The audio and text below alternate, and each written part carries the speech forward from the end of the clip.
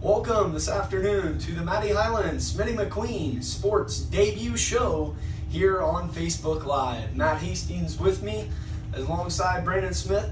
We will discuss the top topics of today's sports news. Matt, first off, there's a big game tonight in the World Series. Wow. Game 7. Wow. Game 7. That's enough said.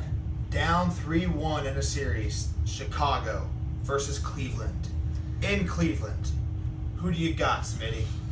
Oh, man. I seriously think either team is right there. I think tonight we have the best pitching matchup we have seen since maybe 1991.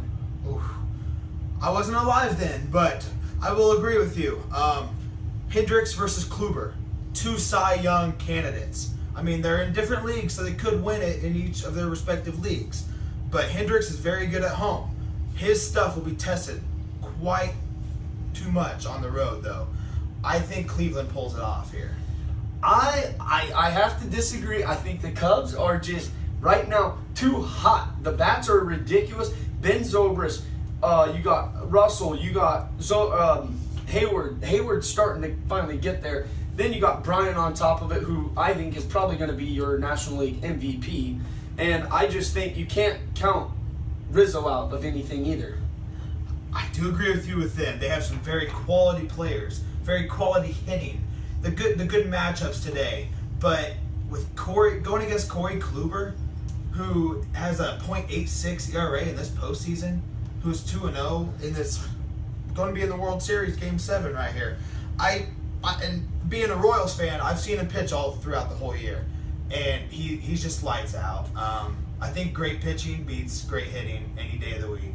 I definitely think this game is either way. I think the biggest thing to watch tonight, you talk about Kluber and short day's rest. This is his third start in the World Series, which is crazy. And then on the other hand, you have a closer in Chapman who is just pitching 62 pitches, I think, in the last 2 games.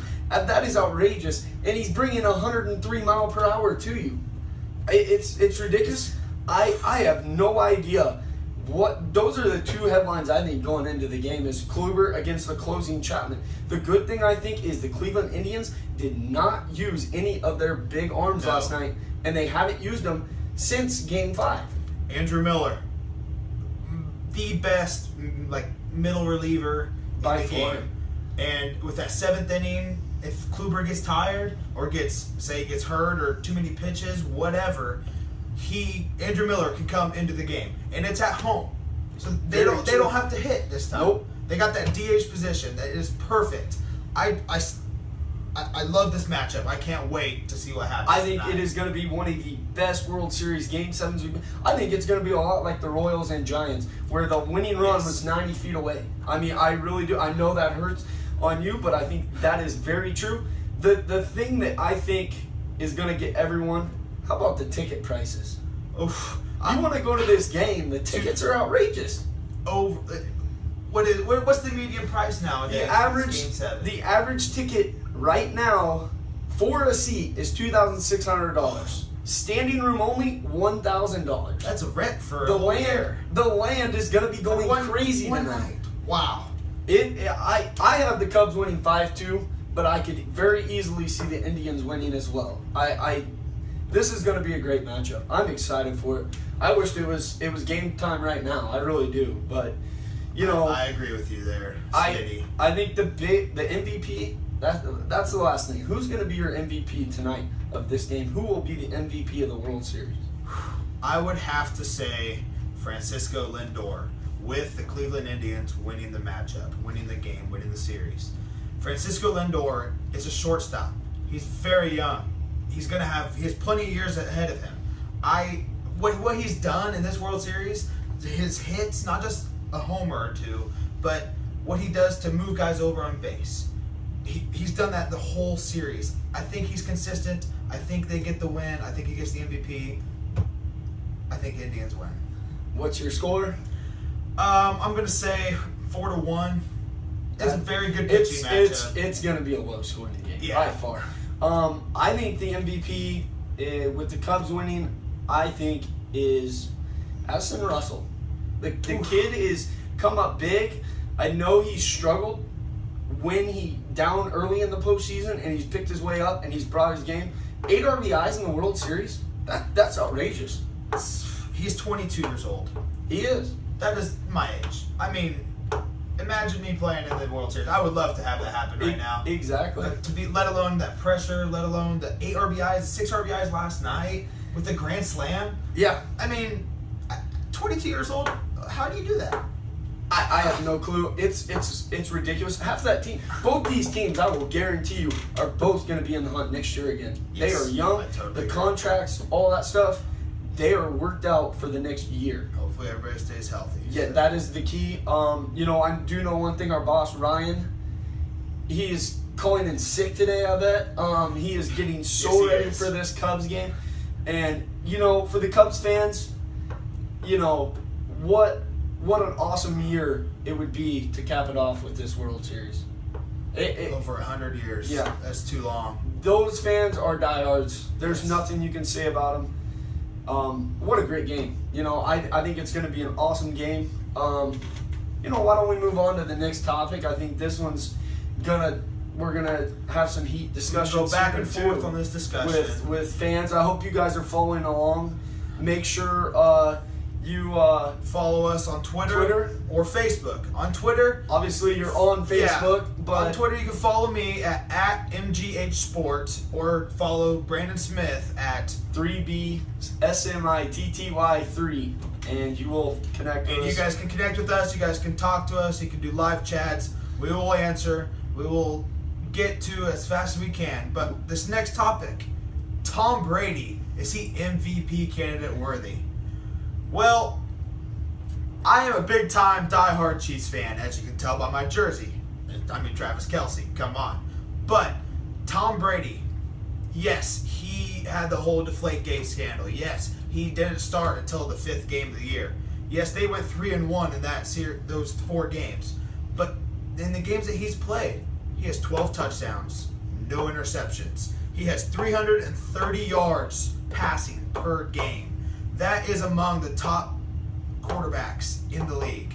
But his yards, his longest attempt, his completion percentage, his completions, his attempts, all the other stats, they don't compare to the other people like Matt Ryan or Drew Brees or even Aaron Rodgers. Or let's go to the AFC with Derek Carr. You got to bring in these other guys because, yes, the Patriots are good. They are pretty much unstoppable, but MVP worthy right now, this halfway through the season, I would have to say no. I totally agree with you. Numbers don't lie. I totally agree with you. I think what he has done, no picks, I mean, that's pretty ridiculous. That is really ridiculous. And, I mean, yes, granted, his first game back against the Browns. No offense, I'm sorry if you're a Browns fan, but they have some work to do. No wins. Seriously, guys. But Tom Brady, he's up there. I don't know if he is a guarantee lock. I mean, I think it helps that you're seeing Cam Newton struggle. You're seeing those guys. Russell Wilson. Carson Palmer, the former playoff guys from last year that were very good. The thing I think people need to look out for is a running back winning this MVP race. And I'm going to be blunt honest to all my Cowboy Nation. Zeke, I think Zeke is definitely capable. I think David Johnson of the Cardinals, even though their season is not going in the way it should, I think he is definitely capable of becoming an MVP and needs to be reckoned with. I don't really right now, Matt Ryan probably is by far the top MVP candidate. I do think Tom Brady still could work his way up there. Yes, they started the year off 3-1 before he came back. That helps. He hasn't lost a game. He's going to get tested here coming up in the season. I think another big key was Ben Roethlisberger getting hurt. Yes, Big Ben was on pace. Him and Antonio Brown. If Antonio Brown has Ben Roethlisberger, look out, because I think Antonio Brown could be your MVP. Not from a Power 5 conference school in college either. No. Fire up chips, baby. He came from Central Michigan. I mean, you don't have that SEC type of guy with either of them. The quarterback, Ben Roethlisberger from Miami, Ohio.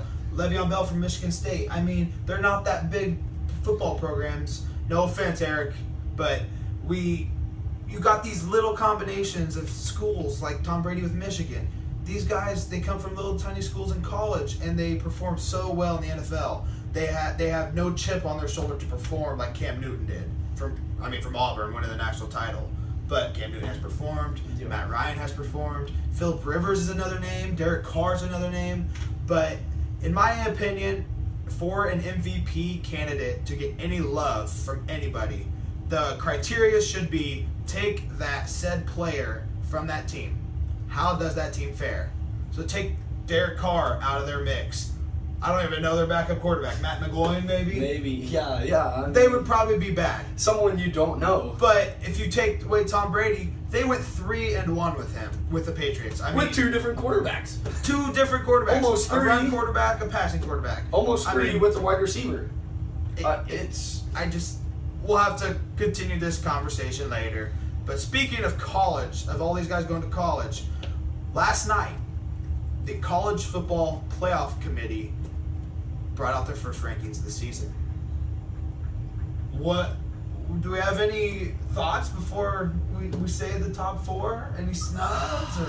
Alabama, of course, number one. They get the love every year. You got Bama, number one. They are atop of everyone right now. I do think Clemson is right there with them. We saw them play each other for the national title last year. I think they are both right there. Michigan, I know they struggled a little against Michigan State. That's a rival. That game always comes down to the last quarter. Or sometimes the last play. Almost, yeah. And so, when I saw the line, I think it was 24.5-point favorites for Michigan at Michigan State. I thought, no way Michigan is going to cover 24.5 points. They didn't. And I think they are still there. Here is the most interesting one. Number 4, Texas A&M. That's Smitty. I know what you're going to say because you don't agree with that.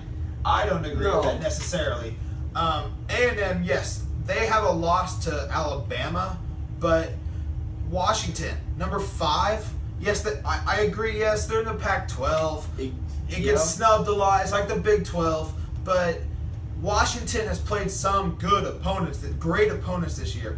You can't just base it off of the SEC or the ACC playing so well. I would love to see Washington and Texas A&M square against each other this year. Wouldn't that be a cool 3-4 matchup in the playoffs if someone goes down? It would be awesome. I really think we are going to see, obviously, we're only in week 1 of the college football playoff rankings. There's some big games for each of these teams coming up. It's going to play itself out. Yes. I can tell you one thing, though, and I hate to say this, but I can tell you this. Big 12 is not going to have a team up there. Unless Oklahoma runs the table and Ohio State can win out, I just do not see the Big 12 representing this year in the college football playoff. I think the Big 12 is one of the weakest divisions. I hate to say it. We're both Big 12 football-wise. Football right now, I just don't see it happening. The thing with Washington, their preseason schedule was not very hard. No.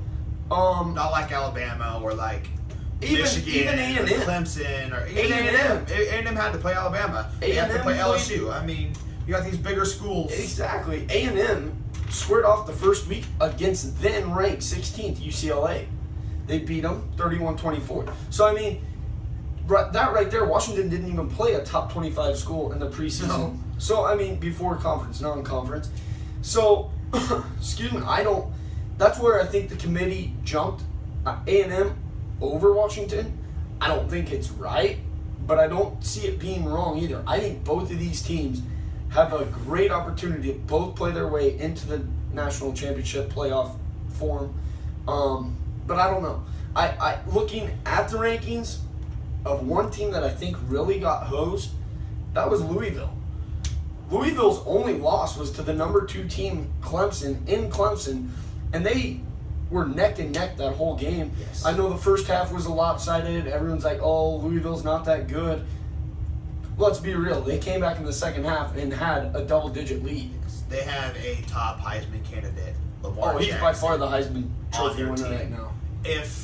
If you want to say Michigan's Jabril Peppers is also a candidate, go ahead. But of what I've seen in college football this year, I think he stands out quite a bit. That many touchdowns. What is it now? 30? Yeah, I don't have. There's too many to count. I've lost track. I mean, Jabril Peppers plays a lot of positions. That is awesome. The Chiefs would love to have him one day. Maybe even the Cowboys. Yep. In future years. Any of your NFL teams probably would love to have him. Don't go to the Browns. Look, it is the top player in college football. We will see how the committee decides to vote on that. We'll see how the rest of the teams play out for it, like Ohio State or Stanford, even though they've been down this year a lot. They still have McCaffrey, though. You have one of the best all-around players in the league. Punt return, kick return, running back, everything. But I don't see Washington losing the rest of the season. Me neither. Until the Pac-12 championship. That is maybe when they would lose. But they would square up against Colorado. And the Buffs, you can't leave them count hanging. the Buffs out. No. I'm a huge Oregon fan. You know that. You guys know that. Oregon is the biggest disappointment in the Pac-12 this year. And when they lost to Colorado, I knew it was a bad season. Yes. But Colorado, once seeing that game, they raised some eyebrows for everyone, I think. And rightfully so, they should. And I think we're just going to have to wait. And, I'm sure we'll be talking about this every week.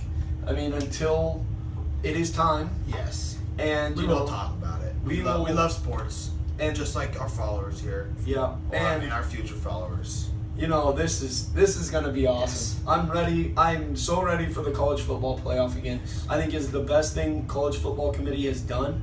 And it's better in the BCS system. So we'll leave that at that. Next topic, man. Let's we have some breaking news from earlier this morning. Norv Turner, a former head coach of the San Diego Chargers, resigned today as the offensive coordinator of the Minnesota Vikings. Did you see that coming at all? I did not. I saw it this morning and I thought, are you kidding me? Why would you just leave the top-ranked team in the NFC North, especially after losing your top two players from last year and Adrian Peterson and Teddy Bridgewater? Yes. I understand. 3 linemen that are on IR for the rest of the year. Yeah.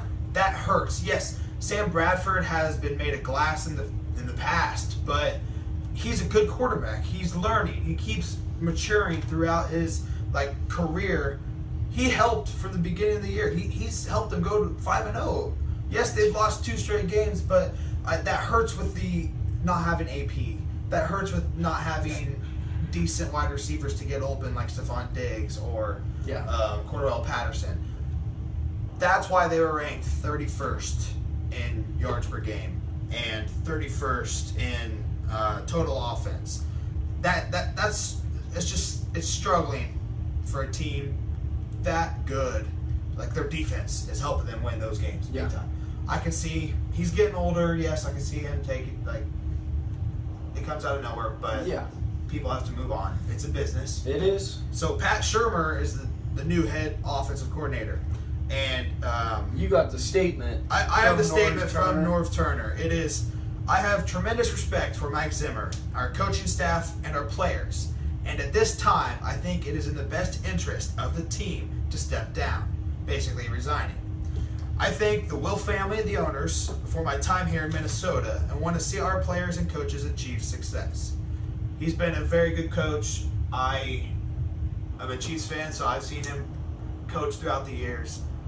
All these guys are going to be leaving the game too soon.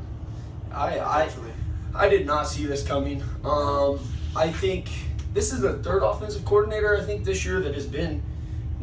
However, he was not fired, unlike the other two at Jacksonville. Having been left and the Bills. He leaves the team. Yes. You look at their schedule, it's not the easiest. No. You got Detroit, who's come out of nowhere, and we have our friend, local friend here from Michigan, Eric Harrington. He's a big Detroit fan. He's a big Lions fan. He will talk about Lions all day. I'll admit, they have come along this whole season. They've grown. Especially after losing your top target on the team to retire. Calvin Johnson. So they went and got Marvin Jones, and he is spectacular. And Anquan Bolden. Anquan Bolden, a veteran who I think someday we can discuss Hall of Fame numbers later. I think he's very capable of being in the Hall. I doubt that, sir. I cannot doubt that. Then they got Arizona left. The boys. We're not going to talk about them today. And the Packers are coming on. Yes. Packers are coming on. Aaron Rodgers is Aaron Rodgers. You guys know him. Yeah, he's starting to get it going. I mean, he's done it before. He can do it again. Everyone was questioning him, after they lost to Dallas at home. Rodgers had 17 touchdowns and 4 picks this year. That's not bad numbers. And so you maybe can for his standard, but you can't count them out. No, for the rest of the NFL, it's really good. It's just a sad thing for Minnesota. Yes. I will agree. They need AP as soon as they can get him back. And, whether that's coming soon, I think he still has yet to do team drills. That's not good, but we hope AP comes back because I think this Viking team, when they are healthy, they are a tough team, and I think they are Super Bowl material. I agree. So, with a defense like they have, yes, they are Super Bowl material. They just need enough points, and the defense can hold someone. And Blair Walsh needs to make a field goal. So, which he Please can. don't make me laugh on TV, guys. On the podcast. Yeah. Yeah. So, anyway, speaking of injuries with AP, we had a devastating news. I had devastating news yesterday. And Chiefs fans. For all Chiefs fans, Jamaal Charles, he's on IR. That is a minimum of 8 weeks, which is the rest of the regular season. He'll be lucky to come back if he does in the postseason, if the Chiefs are lucky enough to get there. Rick Burkholder, the team head athletic trainer, he said he's had pain in both of his knees. He's had discomfort in his right knee, the knee he tore last season in Chicago, ever since the Oakland game this year. And it's just some swelling. It could lead, I'm not a physician or an athletic trainer, but the meniscus is where they're looking at. And he went and visited Dr. James Andrews, an renowned surgeon for sports players and athletes. He said that he was doing an exploratory surgery on his right knee, probably, I think as we speak, this afternoon. They're going to look for a meniscus tear, maybe. If it's just meniscus, it might not be as severe as we thought, but he's still on IR. So that kind of hurts. And you can't take him off. The Chiefs had, in my opinion, the best running back combo to begin the year with how well Spencer Ware and Charkandrick West came on last year. And now Charles comes back and he gets hurt again. Spencer Ware suffered a concussion in Indianapolis on Sunday. Now it's next man up, Charkandrick West. He's not completely 100% healthy either. His hip's been hurting him. So, the Chiefs, they're going to, I'm speculating this, but probably going to happen, bring Darren Reeves up from the practice squad. And, big news yesterday, they signed Bishop Sankey from the Patriots practice squad off of waivers yesterday. He played decent for the Titans a few years ago. He is still a good vet to have on your team. He's still learning some offensive stuff. He won't have much activity, I don't think, this weekend. No. He's still gonna. It's like Niall Davis when we traded him to the Packers. Who knows who he's going to be playing for? CFL or something. I don't know. I've given up hope on him. It really stinks because I really wondered once we heard the news yesterday and we had seen that Niles Davis got cut by the Packers that, hey, he might be joining the Chiefs. The Chiefs could go after him because he knows the offense. But it's not going to happen. No. So we'll see how it goes. He's just got to learn the system. Some other interesting news. With a concussion that they thought Alex Smith sustained in the Colts game. They further speculation, further testing, further results. He does not have a concussion, but he is on the playing practice. He's going to be on the return to play protocol this year during practice. So that means he will play the scout team. And also, Nick Foles will be your starting quarterback for Jacksonville, against Jacksonville this Sunday in Arrowhead. I'm excited to see him. We have one of the best backup QBs, one of the most experienced backup quarterbacks in the league, with even him just being in the league for only, 4 years? This is fifth year now? He had Andy Reid was his coach back in Philadelphia his first few seasons. Keep that in mind. He knows the West Coast offense. He does. He played well last week when Really Smith well. went down. Really well. And we got some wide receivers and stuff to 223 yards passing. That is a lot more than Alex Smith usually has in a game. And they took more shots down the field, I thought, to Tyreek Hill, your dude. Yes, Chris Conley, Jeremy Maclin, of course. They were teammates back then. The guy I'm going to say right now, watch out for, D'Anthony Thomas. I think he could play a big role with the Chiefs. He can be a running back like Ty Montgomery, who we are seeing with the Green Bay Packers, now with Eddie Lacy and James Stark still out.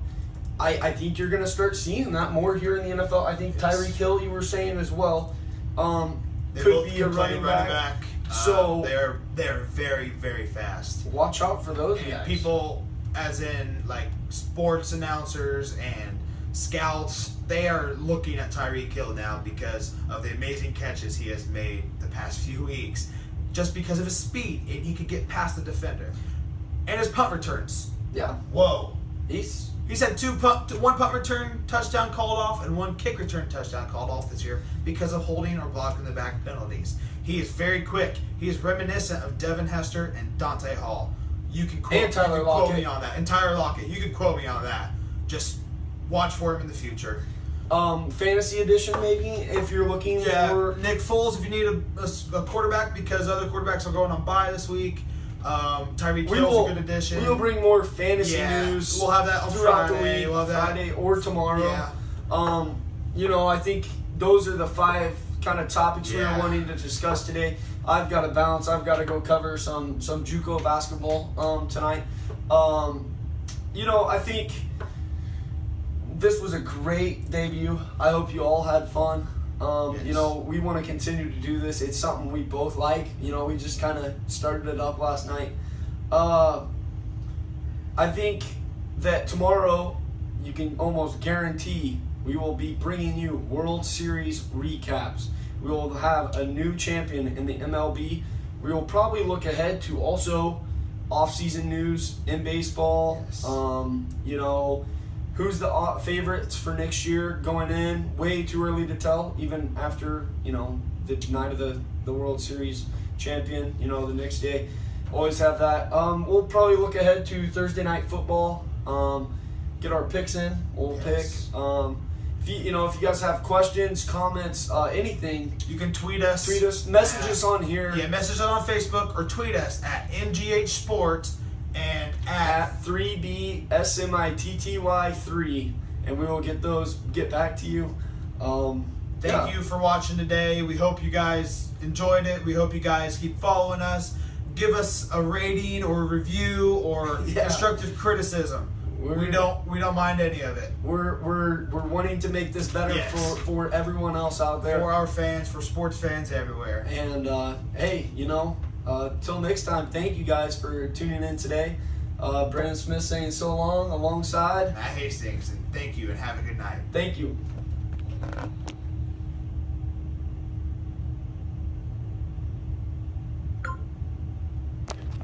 If you have a good quick.